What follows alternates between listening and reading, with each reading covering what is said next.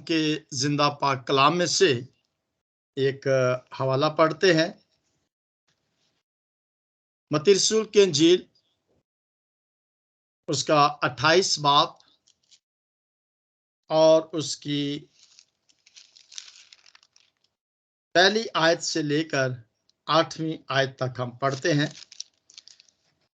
खुदावंद के जिंदा पाक कलाम में ये लिखा है, और सब्त के बाद हफ्ता के पहले दिन पाँव फोड़ते वक्त मरियम मगदलीनी और दूसरी मरियम कब्र को देखने आई,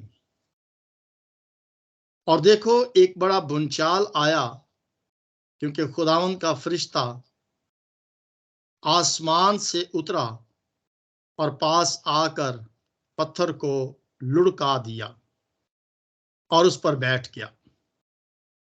उसकी सूरत बिजली की मानद थी और उसकी पोशाक बर्फ की मानद सफेद थी, और उसके डर से निगहबान कांप उठे और मुर्दा से हो गए।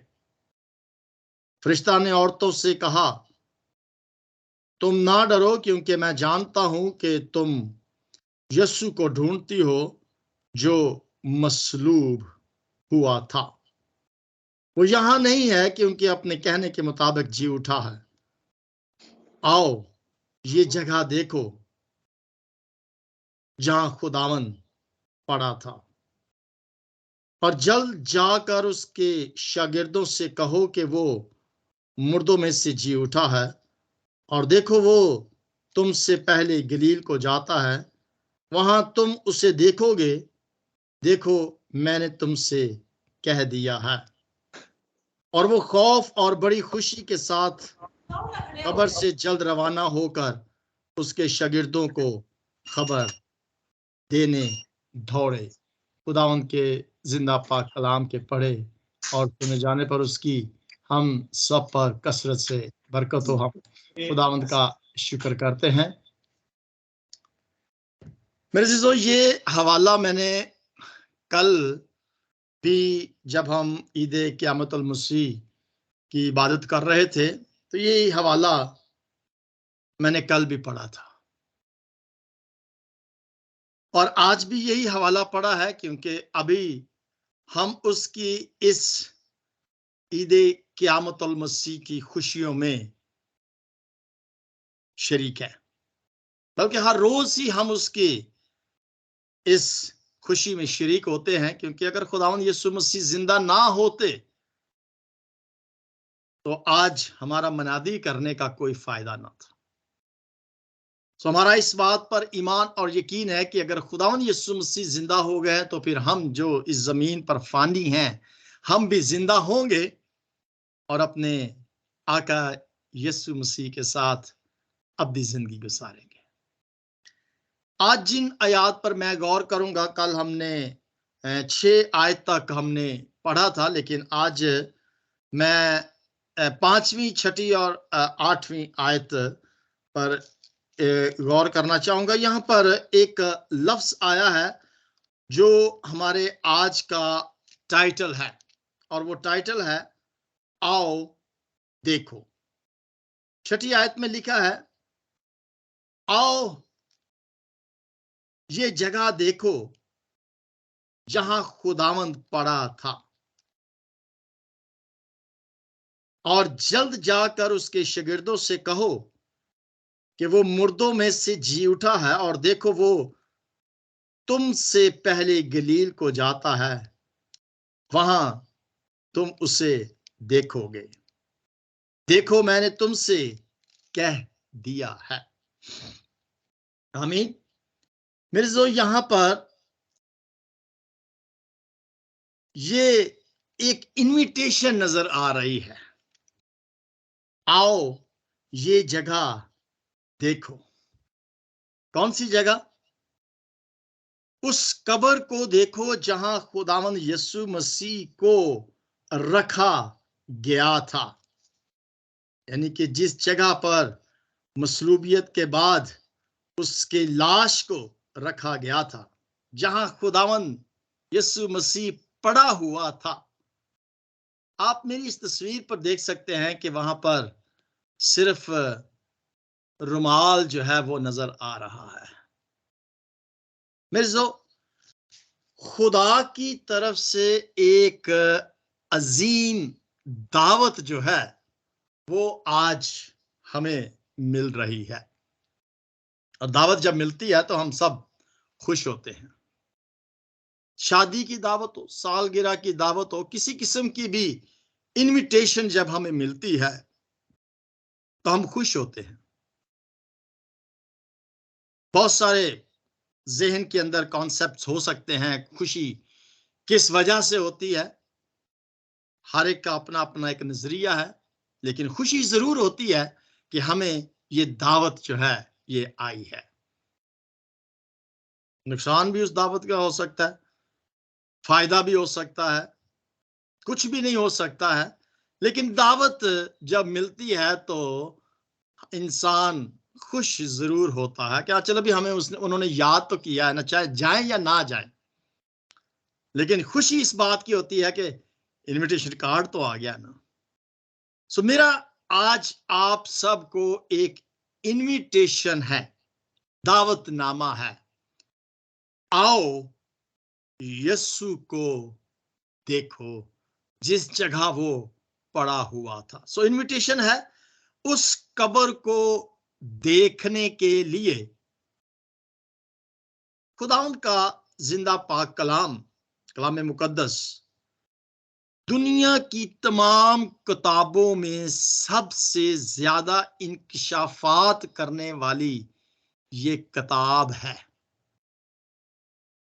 और ये किताब आज कलाम मुकद्दस दावत दे रही है आप तमाम खादमों को, तमाम बहनों को, भाइयों को, बेटे बेटियों को, जो जो भी इस मीडिया के वसीला से मेरी आवाज को सुन रहे हैं, बल्कि इस दावत को जो कलाम मुकद्दस के मुताबिक सबको दी जा रही है, आओ यीशु को देखें। ये अजीम किताब आज हमें दावत दे रही, इनवाइट कर रही है। जैसे मैंने बताया कि इनविटेशंस तो बहुत सारे हमें मिलते हैं, शादी के, सालगिरह के, या किसी किस्म की भी खुशी, औलाद पैदा होती है उस वक्त इनविटेशन, खुशी मनाई जाती है, या कोई भी सेरेमनी जब की जाती है तो वहां पर कार्ड जो है वो दिए जाते हैं। मैं आज एक दावत आपको देना चाहता हूँ। एक तो दावत हमें यहाँ पर मिली है, इसके बारे में भी हम देखेंगे, लेकिन कलाम मुकद्दस में आज से कोई 2000 साल पहले, 2000 साल पहले एक दावत आई थी, आओ चरनी को देखो, come see him in the manager.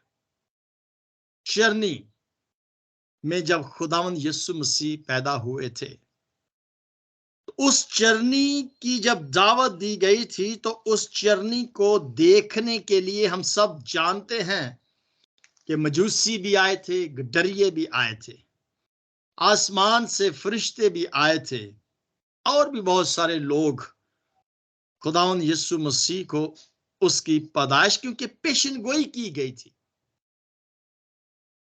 और वो पेशन गोई से हम सब बखूबी तौर पर वाकिफ है कि जहां पे लिखा गया तुम्हारे लिए एक लड़का तवल्लद होगा और आपको एक बेटा बख्शा जाएगा जो अजीब मशीर खुदा कादर अब्दियत का बाप सलामती का शहजादा होगा। और आप इस हवाले से बखूबी तौर पर वाकिफ हैं कि जब खुदावंद यीशु मसीह की पैदाइश हुई, उस वक्त भी एक इनविटेशन बनो इंसान को दी गई थी,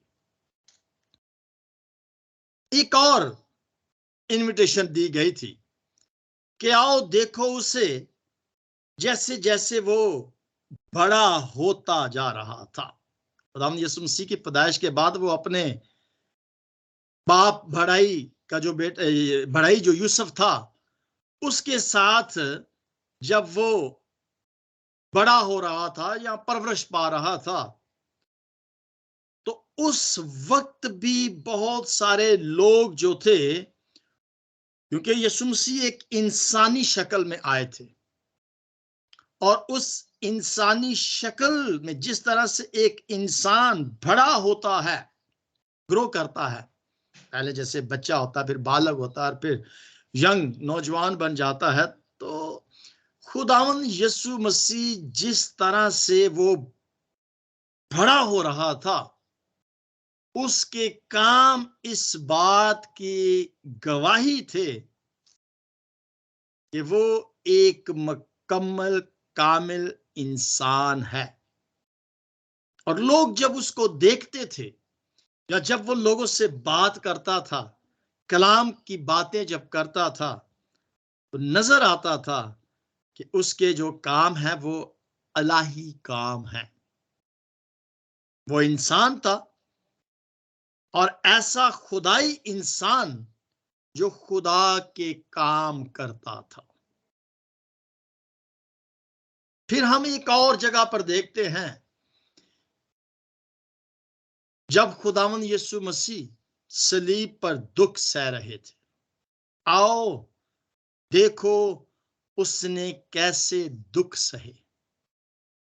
उसके दुखों को हम सब जानते हैं, और हमने पिछले 2 हफ्तों से जो 7 सलीबी कलमात सुने मुख्तलिफ लोगों से, कि किस तरह से खुदावंद यीशु मसीह जब सलीब पर उन दुखों को सह रहे थे, बर्दाश्त कर रहे थे, तो बहुत सारे लोग उसको छोड़ गए थे, मुंतशिर हो गए थे, और कोई भी गवाह ना मिलने की वजह से सलीब पर लटका दिया गया, क्योंकि हमारे सारे गुनाह उस पर लाद दिए गए थे, लेकिन कोई गवाह ना मिला था। जब तकमील का वक्त आया, तो खुदा ने अपना बेटा इस दुनिया में भेजा, यानी कि जब असली काम जो बनो इंसान के लिए खुदा ने किया, उसको पूरा करने के लिए खुदा ने अपने बेटे यीशु मसीह को इस जमीन पर भेजा, और वो दुख सह रहा था, क्योंकि उसने अपने बाप के उस काम को पूरा करना था, जो गोल, जो मिशन खुदा की तरफ से बेटे को दिया गया था। ये गलतियों के खत उसके 4 बाब और उसकी, अगर हम 4 आयत को पढ़ें, वहां पे लिखा हुआ है, लेकिन जब वक्त पूरा हो गया तो खुदा ने अपने बेटे को भेजा, जो औरत से पैदा हुआ और शरीयत के महतायत पैदा हुआ। जब वक्त पूरा हो गया, यानी जब वो वक्त आ गया कि अब वक्त है कि बनो इंसान के लिए, मुखलसी के लिए, शरीयत के महतायत एक लड़का पैदा हो, जिसके वसीला से ये तकमील का काम जो है वो पूरा किया जाए। तो फिर हमने देखा सलीब पर जब उसको लटकाया गया था, हाथों और पांव में कील ठोंके गए थे, हमने देखा कि किस करब, किस तकलीफ के साथ वो तमाम के तमाम दुख जो था वो सह रहा था। जब उसको सलीब से नीचे उतारा, तो उसको कब्र में रखने के लिए जगह भी ना मिली, तो किसी की कब्र में उसको रखा गया, और यहां तक उस कब्र पर मोहर लगा दी गई, बादशाह की मोहर के साथ उस कब्र को बंद कर दिया गया। और ना सिर्फ वहां पर मोहर उस कब्र पर लगाई गई थी, बल्कि उसके सामने एक भारी पत्थर भी रख दिया गया था। पहरेदार भी बैठा दिए गए थे कि कहीं इस वो जो पेशन गोई है वो पूरी ना हो जाए, या उसकी लाश को कुछ चुरा ना ले जाए। यहां तक पक्का बंदोबस्त जो था वो किया गया था कि कोई उसकी लाश को लेकर चला जाए और फिर बाद में कह दिया जाए कि वो जिंदा हो गया है। इतना ज्यादा, जिसे कहते हैं ना कि पुख्ता इंतजाम वो कर दिया गया। तो हमने देखा पिछले 2 हफ्तों से, ये सारे के सारे जो उसने दुख जो थे वो मेरे और आपके लिए सहे। हमने देखा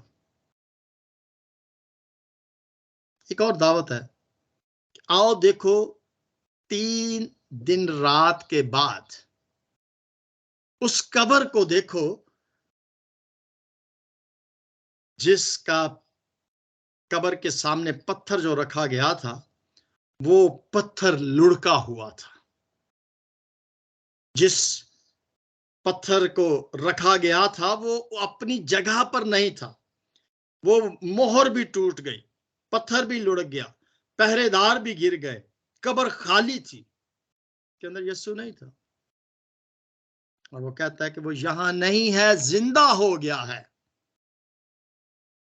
हाँ मेरे जीजो, हमारा इस बात पर ईमान और यकीन है। मैं कल बता रहा था इसी बात के बारे में कि इस दुनिया के अंदर कोई भी ऐसा नबी, रसूल, पैगंबर नहीं आया कि जिसकी कब्र जो है वो खाली हो। सिर्फ और सिर्फ मेरा और आपका निजात दहिंदा खुदावंद यीशु मसीह ही वो एक ऐसी कब्र है जो खाली है।